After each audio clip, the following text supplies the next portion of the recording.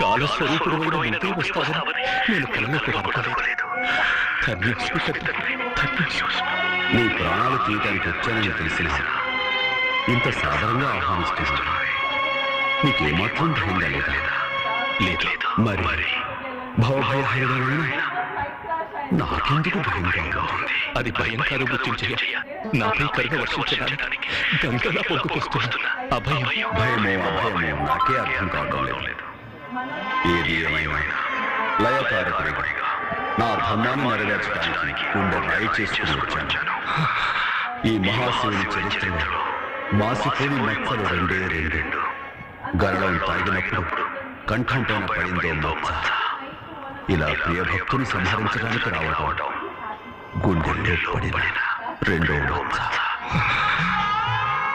ఓ కఠిన కర్కశ పాషాణ వజ్ర సదృశ పాశమా, వెళ్ళు.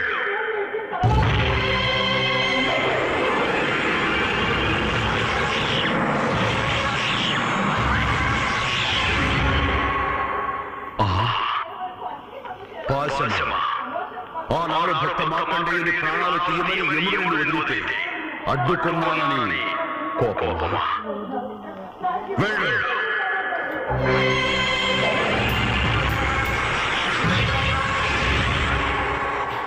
ఏమిది ఈ దిక్పాలకుని ఆజ్ఞకే ధిక్కారమా? ఏమైపోతుంది?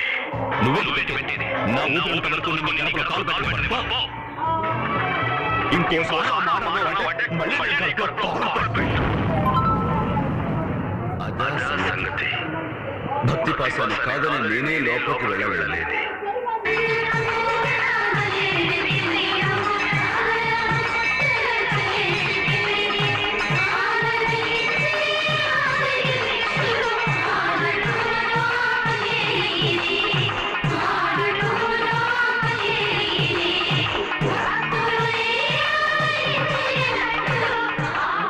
లోకానికి దగ్గరగా చేసేసి నువ్వు ఇష్టం వచ్చిన చాడుకుంటావు స్వామి.